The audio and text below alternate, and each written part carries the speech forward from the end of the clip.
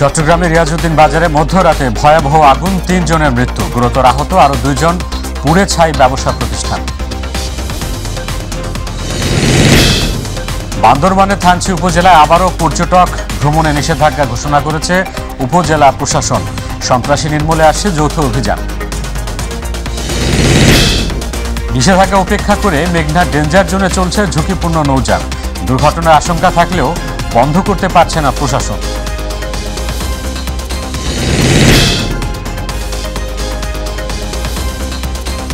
আসসালামু আলাইকুম, আমন্ত্রণ মাই টিভি জেলা সংবাদে। আপনাদের সাথে আছি আমি মহসিন শিকদার। শিরোনাম শুনছিলেন, এবারে বিস্তারিত। চট্টগ্রাম নগরের কোতোয়ালি থানার রিয়াজউদ্দিন বাজার এলাকায় অগ্নিকাণ্ডে ৩ জন নিহত হয়েছেন। এ ঘটনায় আহত হয়েছেন আরও ২ জন। তারা চট্টগ্রাম মেডিকেল কলেজ হাসপাতালে চিকিৎসাধীন রয়েছেন। ফায়ার সার্ভিস জানায়, বৃহস্পতিবার দিবাগত রাত ১টা ৩৫ দিকে রিয়াজউদ্দিন মোহাম্মদিয়া প্লাজা নামে একটি মার্কেটে অগ্নিকাণ্ডের সূত্রপাত হয়। আগুন পার্শ্ববর্তী রেজওয়ান কমপ্লেক্সেও ছড়িয়ে পড়ে। আগুন নিয়ন্ত্রণে ফায়ার সার্ভিসের নন্দনকানন, চন্দনপুরা, আগ্রাবাদ ও লামার বাজার সহ মোট ৪টি স্টেশনের ৮টি ইউনিট কাজ করে। শুক্রবার ভোর ৫:৩০টার দিকে আগুন নিয়ন্ত্রণে আসে। চমেক হাসপাতাল পুলিশ ফাঁড়ির উপপরিদর্শক নুরুল আলম আশেক বলেন, রিয়াজউদ্দিন বাজার এলাকায় অগ্নিকাণ্ডের ঘটনায় মোট ৫ জনকে হাসপাতালে আনা হয়েছিল। তাদের মধ্যে ৩ জনকে কর্তব্যরত চিকিৎসক মৃত ঘোষণা করেছেন। বাকি ২ জনকে হাসপাতালের ৩৬ নম্বর ওয়ার্ডে ভর্তি করা হয়েছে।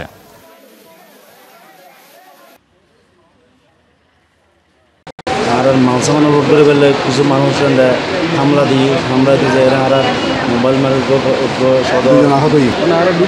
আর উত্তর ভাষা আসছিলেন তাকে কি অবস্থা দুমার খুব কাহিল হতো, দুগুণ নষ্ট হয়েছে। ওরা কোনো তারা গ্যাস টেস্ট। আওয়ামী লীগের যুগ্ম সাধারণ সম্পাদক মাহবুবুল আলম হানিফ বলেছেন, বেগম খালেদা জিয়ার বিরুদ্ধে মিথ্যা মামলা দিয়ে আটক রাখা হয়েছে। বিএনপি নেতাদের এমন বক্তব্য মোটেও গ্রহণযোগ্য নয়।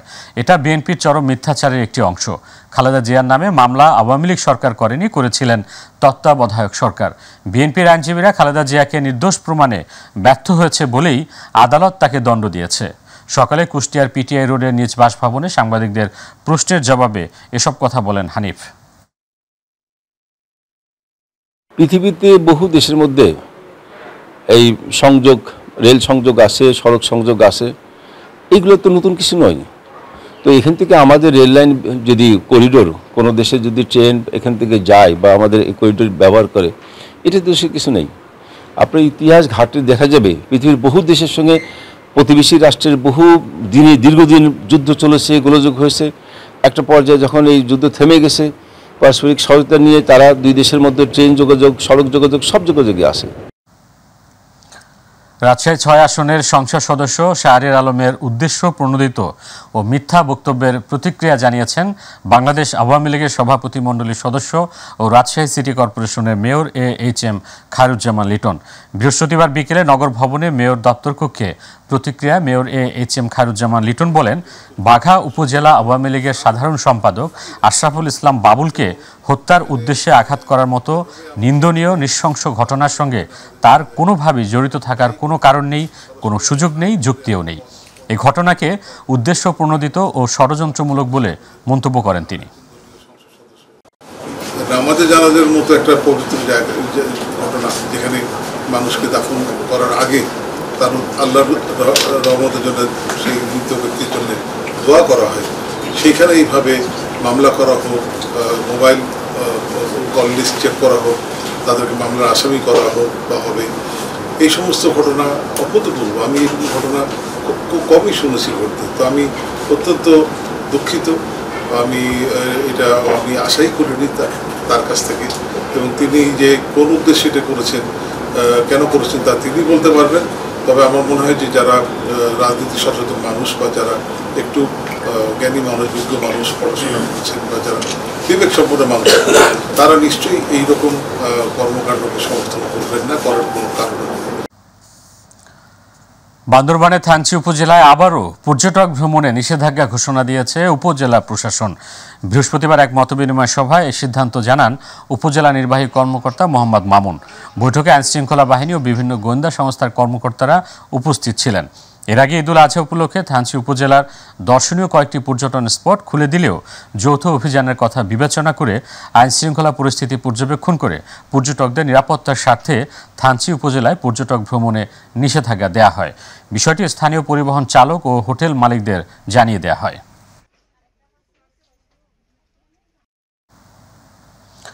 পটুয়াখালীর কলাপাড়ায় 26,880 ক্যান বিক্রি নিষিদ্ধ চাইনিজ বিয়ার সহ 3 যুবককে গ্রেপ্তার করেছে কলাপাড়া মাদকদ্রব্য নিয়ন্ত্রণ অধিদপ্তর, যা দেশ স্বাধীনের পর এটাই প্রথমবারের মতো বৃহৎ মাদকের চালান বলে জানিয়েছেন মাদকদ্রব্য নিয়ন্ত্রণ অধিদপ্তরের সদস্যরা। ভোররাতে গোপন সংবাদের ভিত্তিতে অভিযান চালিয়ে পটুয়াখালী টোল প্লাজা থেকে একটি কাভার্ড ভ্যান সহ এসব মাদক জব্দ করা হয়। গোপন সংবাদদাতার সংবাদ মোতাবেক এবং তার দেখানো মতে এই কভার ভ্যানটি আমরা সিগন্যাল দিই টিয়াখালীর মোড়ে। আমাদের সিগন্যাল অমান্য করে এই কভার ভ্যানটি পটুয়াখালীর উদ্দেশ্যে যাত্রা করেছিল হাইওয়েতে। সিরাজগঞ্জের চৌহালি থানার আলোচিত কুরবান হত্যার আসামি সহ 3 পলাতক আসামিকে গ্রেপ্তার করেছে র্যাব। সকালে র্যাব 12 এর প্রেস ব্রিফিংয়ে জানায়, গত 19 জুন জমিজমা সংক্রান্ত এক বিরোধের জের ধরে আসামিরা ধারালো অস্ত্র দিয়ে কুপিয়ে হত্যা করে পালিয়ে যায়। এরপর গোয়েন্দা তথ্যের ভিত্তিতে নাটোরের সিংড়া থানার শেরকোল আকপাড়া গ্রামে অভিযান চালিয়ে তাদেরকে গ্রেফতার করে।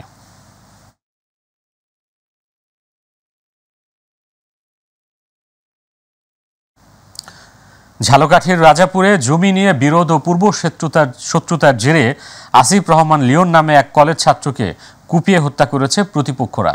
শুক্রবার ভোররাত 3টার দিকে ঢাকা মেডিকেল কলেজ হাসপাতালের জরুরি বিভাগে চিকিৎসাধীন অবস্থায় মৃত্যু হয় লিওনের।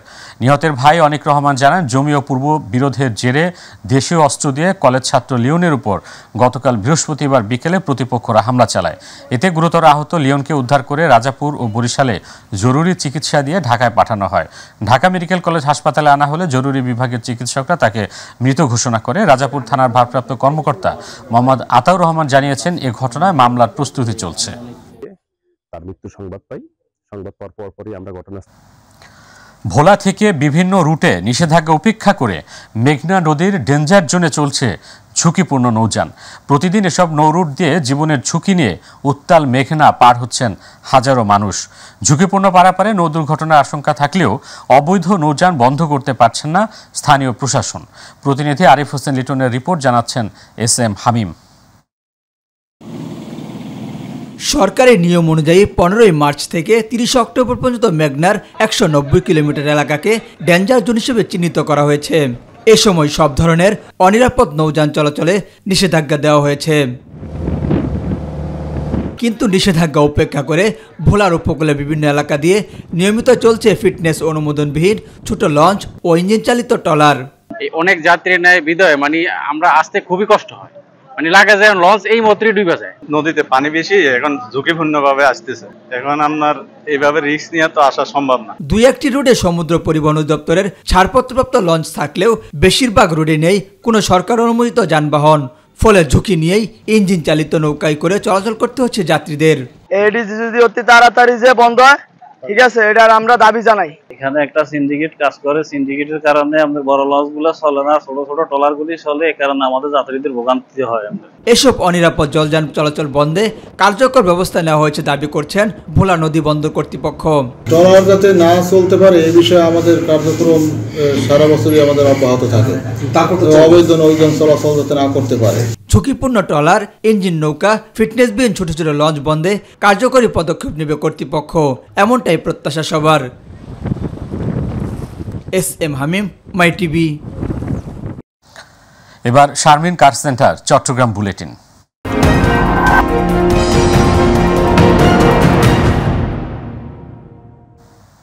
চট্টগ্রাম নগরীর পাহাড়তলী বাজারের আড়তে জাতীয় ভোক্তা অধিকার সংরক্ষণ অধিদপ্তর অভিযান পরিচালনা করেছে। গতকাল CMPর সহায়তায় অধিদপ্তরের অভিযানে DT রোডের ডিমের ডিলার জান্নাত পোল্ট্রিকে অতিরিক্ত লাভের পাইকারি বিক্রি, প্রদর্শিত মূল্য তালিকা থেকে বেশি দামে ডিম বিক্রি করায় 20,000 টাকা জরিমানা করা হয়। পাইকারি ও খুচরা ডিম বিক্রেতা অনিকা এন্টারপ্রাইজকে 5,000 টাকা জরিমানা করা হয়েছে। একই অভিযানে দেবানহাট মোড়ের নিহা ড্রাগ হাউসে পূর্ব নির্ধারিত মূল্য কেটে অতিরিক্ত মূল্যে ওষুধ বিক্রি এবং মেয়াদ উত্তীর্ণ ওষুধ বিক্রির উদ্দেশ্যে রাখায় 30,000 টাকা জরিমানা করা হয়েছে। অভিযান পরিচালনা করেন মোহাম্মদ ফয়েজুল্লাহ।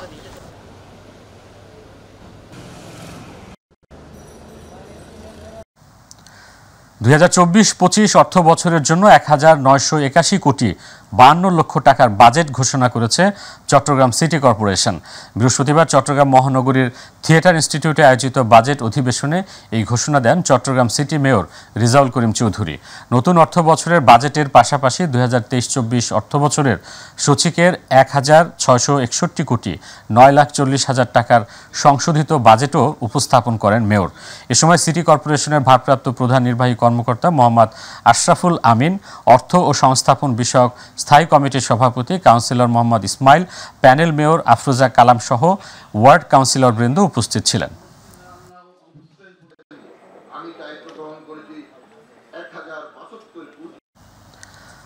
সবশেষ 2022 সালের জন্য জনশুমারি তথ্য অনুযায়ী চট্টগ্রামে মোট জনসংখ্যা 91,69,465 জন। 2011 সালে চট্টগ্রামের জনসংখ্যা ছিল 76,16,000। 10 বছরে জেলায় জনসংখ্যা বেড়েছে 15,53,000। বৃহস্পতিবার চট্টগ্রাম সার্কিট হাউসে জনশুমারি ও গৃহগণনা 2022-এর জেলা রিপোর্ট প্রকাশনা অনুষ্ঠানে তথ্য জানানো হয়। চট্টগ্রামে মুসলিম জনসংখ্যা 87.53%, হিন্দু জনসংখ্যা 10.72%, বৌদ্ধ জনসংখ্যা 1.63%, খ্রিস্টান জনসংখ্যা 0.09% এবং অন্যান্য 0.03%। তথ্য উপস্থাপন করেন জেলা পরিসংখ্যান কার্যালয়ের উপপরিচালক ওয়াহিদুর রহমান। পরিসংখ্যান ও তথ্য ব্যবস্থাপনা বিভাগের যুগ্ম সচিব দেবদুলাল ভট্টাচার্যের সভাপতিত্বে অনুষ্ঠানে প্রধান অতিথি ছিলেন জেলা প্রশাসক আবুল বাশার মোহাম্মদ ফখরুজ্জামান।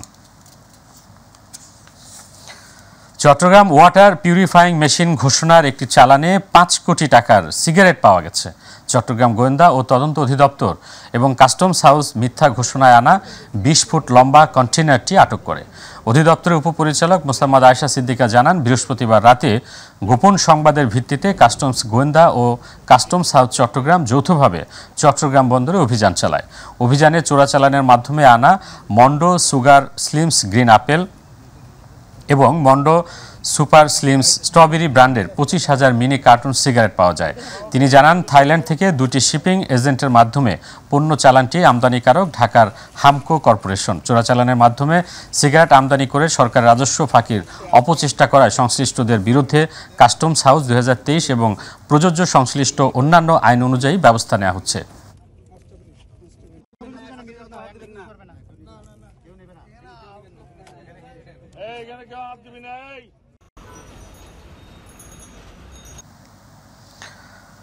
চট্টগ্রাম মহানগরে বায়েজিদ বোস্তামি থানার সাম্প্রতিক সময়ের চাঞ্চল্যকর মানব পাচার মামলার সাথে সম্পৃক্ত 2 আসামিকে হাটহাজারী থেকে গ্রেপ্তার করেছে র্যাব। র্যাব 7-এর সিনিয়র সহকারী পরিচালক মিডিয়া শরীফুল আলম জানান, গোপন সংবাদের ভিত্তিতে র্যাবের একটি দল অভিযান পরিচালনা করে চাঞ্চল্যকর মানব পাচার মামলার আসামি ঝুমু এবং পারভিন আক্তারকে গ্রেপ্তার করে। গ্রেপ্তারকৃত আসামিদেরকে পরবর্তী আইনানুগ ব্যবস্থা গ্রহণের জন্য বায়েজিদ বোস্তামি থানায় হস্তান্তর করা হয়েছে।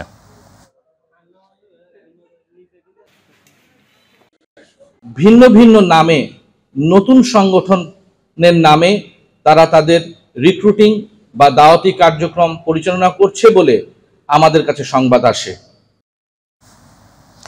এবার আমাদের কৃষি।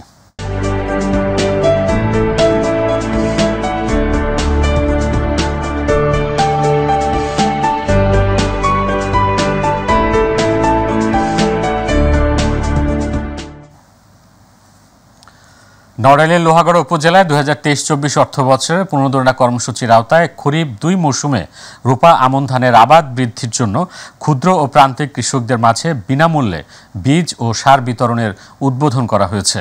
লোহাগড়া কৃষি অফিসের হলরুমে উদ্বোধন অনুষ্ঠানে আলোচনা সভায় প্রধান অতিথি ছিলেন উপজেলা নির্বাহী অফিসার জহুরুল ইসলাম। এ সময় উপজেলা ভাইস চেয়ারম্যান ফারহানা ইয়াসমিন ইতি, কৃষি অফিসার ফারজানা আক্তার সহ কৃষক কৃষানি উপস্থিত ছিলেন।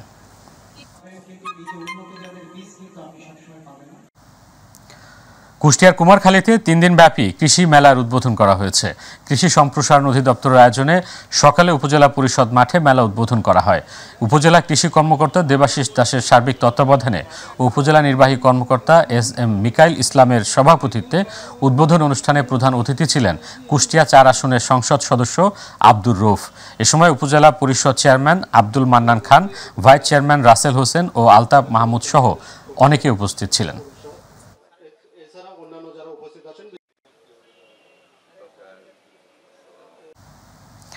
কুমিল্লার চান্দিনায় খরিফ ২ মৌসুমে রূপা আমন ধানের আবাদ ও উৎপাদন বৃদ্ধির জন্য ক্ষুদ্র ও প্রান্তিক কৃষকদের মাঝে বিনামূল্যে সার ও বীজ বিতরণ করা হয়েছে। সকালে উপজেলা কৃষি সম্প্রসারণ অধিদপ্তরের আয়োজনে সহস্রাধিক প্রান্তিক কৃষক কৃষানীর মাঝে ৫ কেজি বীজ, ১০ কেজি এমওপি ও ১০ কেজি ডিএমপি সার প্রদান করেন অধ্যাপক ডাক্তার প্রাণ গোপাল দত্ত এমপি। উপজেলা নির্বাহী অফিসার জাবের মোহাম্মদ সোয়াইবের সভাপতিত্বে অন্যান্যদের মধ্যে উপস্থিত ছিলেন উপজেলা মহিলা ভাইস চেয়ারম্যান সাফিয়া আক্তার, উপজেলা সহকারী কমিশনার ভূমি সৌম্য চৌধুরী সহ অনেকে।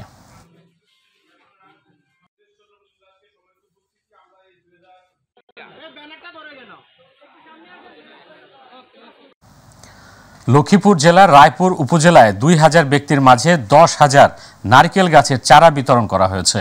গতকাল রায়পুর উপজেলার কৃষি অফিস থেকে জনপ্রতি ৫টি করে ২,০০০ কৃষকের মাঝে বিনামূল্যে এসব নারিকেলের চারা বিতরণ করা হয়।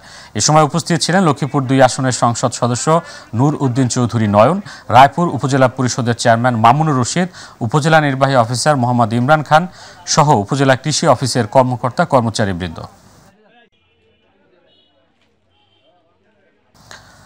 বন্যার পানি নেমে যাওয়ার পর কুড়িগ্রামের বাজারে বেড়েছে সব ধরনের সবজির দাম। বিক্রেতারা বলছেন সবজি ক্ষেত নষ্ট হয়ে যাওয়ায় বাজারে সরবরাহ কম, এজন্য দাম বেড়েছে দাবি তাদের। আজ কুড়িগ্রাম জিয়া বাজারে কাঁচামরিচ প্রতি কেজি ১৬০ টাকা, করলা ১০০ টাকা, পটল ৬০ টাকা, শসা ৮০ টাকা, ঝিঙ্গে ৫০ টাকা, বেগুন ৫০ টাকা দরে বিক্রি করতে দেখা গেছে। তবে মিষ্টি কুমড়া ২০ টাকা কেজি হওয়ায় ক্রেতারা ৬০ টাকা কেজির আলুর বিপরীতে তা কিনে কিছুটা চাহিদা মেটাচ্ছেন। এদিকে দেশি পেঁয়াজ ১০০ টাকা, দেশি মুরগি ৫৫০ টাকা দর উঠলেও বাজারে সরবরাহ নেই বললেই চলে। ভোলার লালমোহনে জমি নিয়ে বিরোধের জের ধরে প্রতিপক্ষের হামলায় ৩ জন আহত হওয়ার ঘটনায় লালমোহন থানায় মামলা হলেও ঘটনার ৬ দিন পার হলেও এখনও কোনো আসামি আটক করতে পারেনি পুলিশ, জানিয়ে চরম অসন্তোষ বিরাজ করছে পরিবারের মাঝে। লালমোহন থানার ভারপ্রাপ্ত কর্মকর্তা ওসি এস.এম. মাহবুব উল আলম জানায়, লালমোহন উপজেলার ফরাসগঞ্জ ইউনিয়নের কিশোরগঞ্জ গ্রামে জমি নিয়ে আবুল কালামের সাথে স্থানীয় শাহে আলমের সাথে দীর্ঘদিন ধরে জমি নিয়ে বিরোধ চলছিল। তদন্ত করে এজাহারভুক্ত মামলা করা হয়, এতে ৩ জনকে আসামি করা হয়েছে। আসামিদের গ্রেপ্তারের জন্য পুলিশ নিরলসভাবে কাজ করে যাচ্ছে।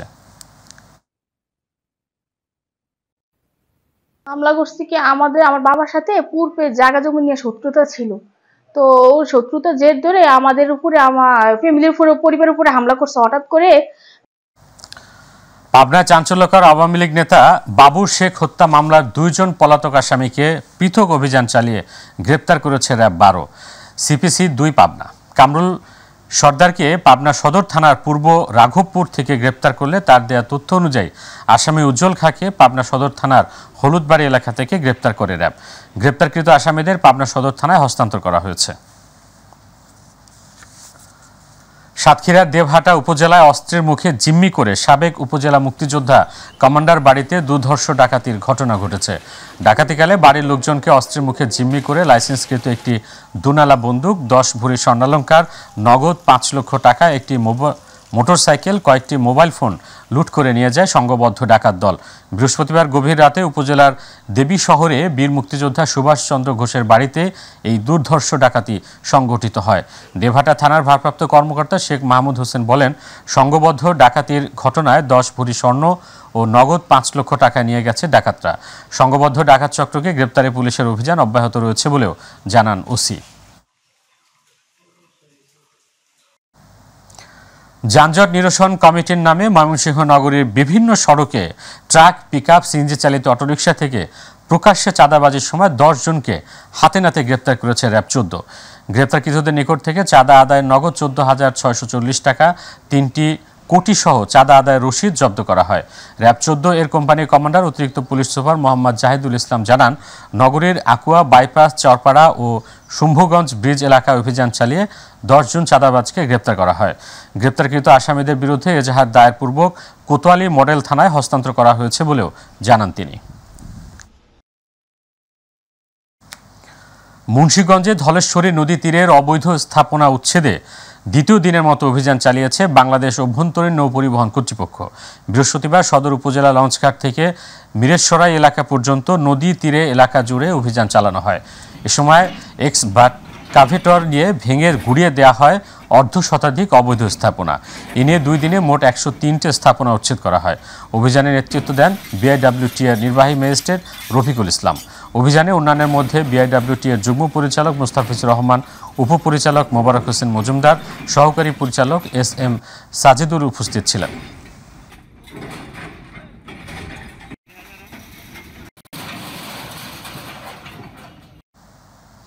কক্সবাজারের চকরিয়ায় ছিনতাইকারী চক্রের দলনেতা মিনহাজুর রহমান নয়ন সহ 5 জনকে গ্রেপ্তার করেছে চকরিয়া থানা পুলিশ। গতকাল রাতে চকরিয়া থানার ভারপ্রাপ্ত কর্মকর্তা শেখ মোহাম্মদ আলীর নেতৃত্বে পুলিশের চৌকস টিম একটি আবাসিক হোটেলে অভিযান চালিয়ে একটি দেশীয় অস্ত্র ও ছিনতাইয়ের কাজে ব্যবহৃত বিভিন্ন সরঞ্জাম সহ তাদেরকে আটক করা হয়। চকরিয়া থানার ওসি শেখ মোহাম্মদ আলী জানায়, এসব ছিনতাইকারীরা নিরীহ মানুষকে অস্ত্রের মুখে জিম্মি করে মোটরসাইকেল ও মোবাইল সহ বিভিন্ন জিনিস ছিনতাই করে প্রতিনিয়ত। তাদের বিরুদ্ধে অস্ত্র আইনে মামলা করা হয়েছে।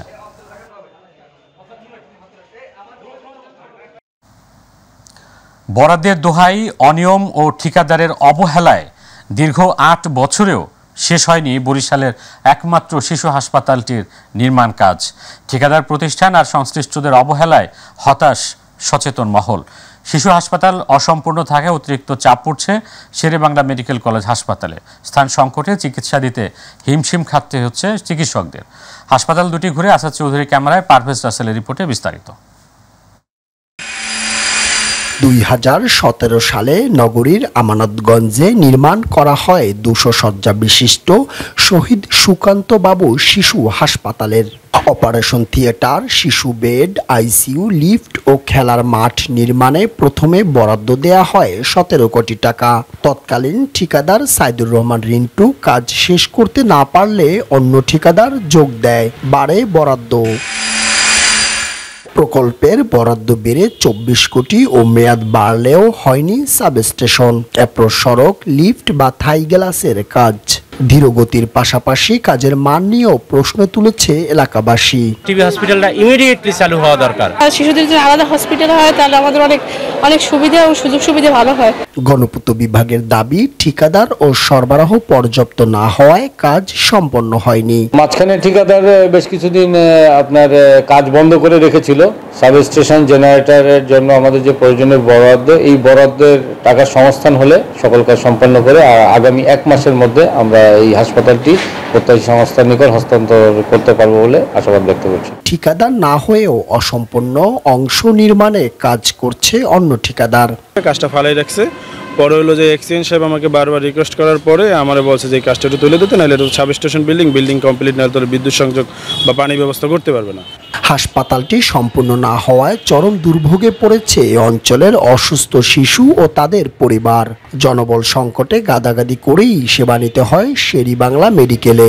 রোগীগুলো আসে, এর চাপ একটু কমতো আমাদের এই হসপিটালে। পরিবেশটা একটু উন্নত হওয়া দরকার, যাতে আমরা বরিশালবাসী সবাই ওখানে গিয়ে চিকিৎসা নিতে পারি। শিশুর হাসপাতালটা হওয়ার কথা ছিল, সেটা যাতে হয়ে যায়, তাহলে আমাদের আর কষ্ট করে এত দূরে আসতে হবে না। মেয়াদকাল বৃদ্ধি আর বরাদ্দের দোহাই দিয়ে ঠিকাদারদের অবহেলায় বিগত প্রায় অর্ধ যুগেও নির্মিত হয়নি বরিশালের এই শিশু হাসপাতালটি। পারভেজ রাসেল, মাই টিভি, বরিশাল। শিল্পমন্ত্রী অ্যাডভোকেট নুরুল মজিদ মাহমুদ হুমায়ুন বলেছেন, সকল উন্নয়ন কাজে সততার সহিত দায়িত্ব পালন করতে হবে জনপ্রতিনিধিদের। গতকাল উপজেলা হলরুমে 6ষ্ঠ উপজেলা নবনির্বাচিত চেয়ারম্যান ও ভাইস চেয়ারম্যানদের নিয়ে মাসিক সমন্বয় সভায় প্রধান অতিথির বক্তব্যে তিনি এসব কথা বলেন। এ সময় উপজেলা পরিষদ শিশু পার্কে শেখ রাসেল মুরালের উদ্বোধন ও Belabo pilot modern model high school মাঠে বঙ্গবন্ধু শেখ মুজিবুর রহমান ও বঙ্গমাতা শেখ ফজিলাতুন্নেসা মুজিব জাতীয় ফুটবল গোল্ড কাপ ফাইনাল খেলার উদ্বোধন করেন তিনি।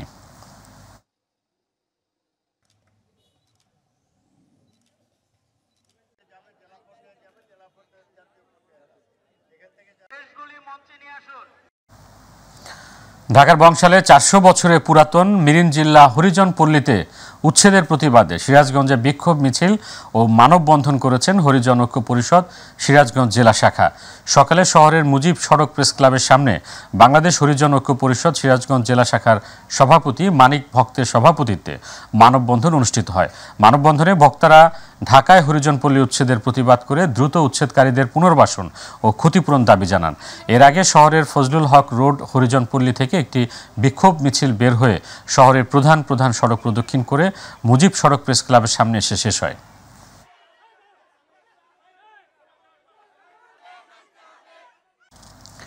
সারা দেশের মতো রংপুরের পীরগঞ্জ উপজেলা অর্থনৈতিক সুমারি 2024-এর জোনাল অপারেশনাল লিস্টিং কার্যক্রমে নিয়োজিত তালিকাকারীগণের 3 দিনব্যাপী প্রশিক্ষণ কর্মশালা অনুষ্ঠিত হয়েছে। সকালে অর্থনৈতিক সুমারি 2023 প্রকল্প বাংলাদেশ পরিসংখ্যান ব্যুরোর আয়োজনে পীরগঞ্জের চত্রা নীলদরিয়া উচ্চ বিদ্যালয় হলরুমে এই প্রশিক্ষণের উদ্বোধন অনুষ্ঠিত হয়। এ সময় জোনাল অফিসারগণ তালিকাকারীগণকে অর্থনৈতিক সুমারির প্রথম দিনের প্রশিক্ষণ প্রদান করেন।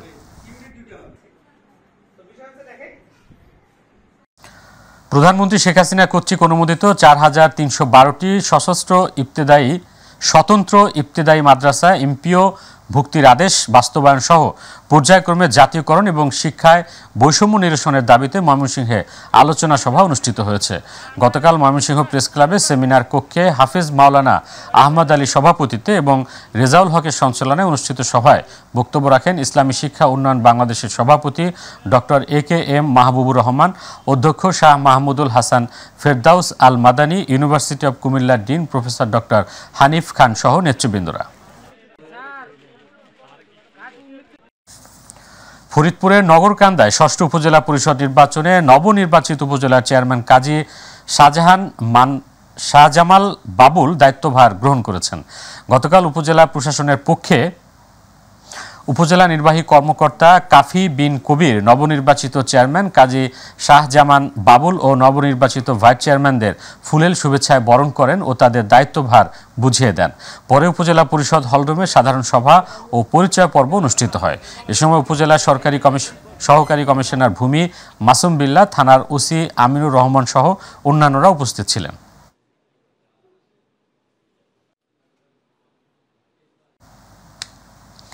দিনাজপুরের ফুলবাড়িতে উপজেলা পরিষদের নবনির্বাচিত চেয়ারম্যানকে গণসম্বর্ধনা দেওয়া হয়েছে। উপজেলার বেতদিঘি ইউনিয়নবাসীর আয়োজনে মাদিলাহাটে উপজেলা পরিষদের নবনির্বাচিত চেয়ারম্যান আতাউর রহমান মিল্টন দ্বিতীয়বার নির্বাচিত হওয়ায় ইউনিয়নবাসী গণসম্বর্ধনা হিসেবে শুভেচ্ছা জানান।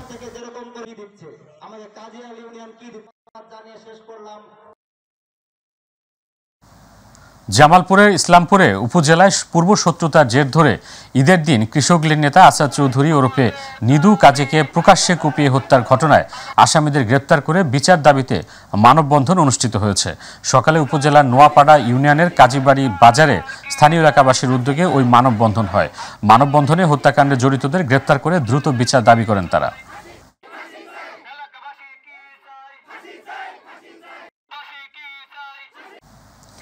কেন্দ্রীয় কর্মসূচির অংশ হিসেবে নেত্রকোনায় বৃক্ষরোপণ কর্মসূচি ও বৃক্ষ বিতরণ করেছেন জেলা যুবলীগ নেতা নিপুণ সরকার বাপ্পার আয়োজনে দুপুরে মুক্তারপাড়া মগড়া ব্রিজের দক্ষিণ পাড়ে পুলিশ বক্সের সামনে সড়কে বৃক্ষের চারা বিতরণের সময় উপস্থিত ছিলেন সদর উপজেলা ছাত্রলীগের আহ্বায়ক, উপজেলা পরিষদ ভাইস চেয়ারম্যান সাইফুল ইসলাম খান শুভ্র, যুবলীগ নেতা অ্যাডভোকেট রাজীব সাহা সহ জেলার যুবলীগের অন্যান্য নেতৃবৃন্দ।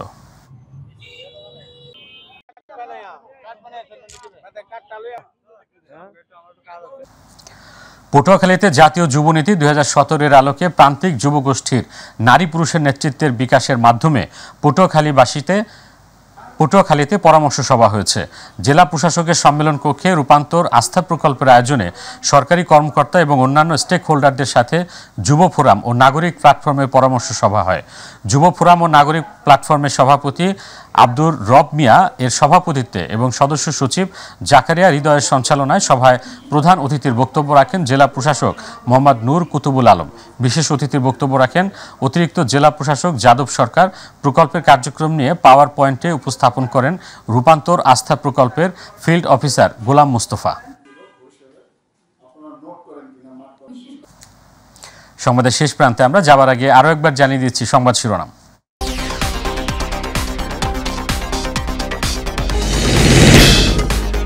চট্টগ্রামের রিয়াজউদ্দিন বাজারে মধ্যরাতে ভয়াবহ আগুন, 3 জনের মৃত্যু, গুরুতর আহত আরো 2 জন। পুড়ে ছাই ব্যবসা প্রতিষ্ঠান। বান্দরবানে থানচি উপজেলায় আবারও পর্যটক ভ্রমণে নিষেধাজ্ঞা ঘোষণা করেছে উপজেলা প্রশাসন। সন্ত্রাসী নির্মূলে আসছে যৌথ অভিযান। নিষেধাজ্ঞা উপেক্ষা করে মেঘনা ডেঞ্জার জোনে চলছে ঝুঁকিপূর্ণ নৌযান। দুর্ঘটনার আশঙ্কা থাকলেও বন্ধ করতে পারছেন না প্রশাসন।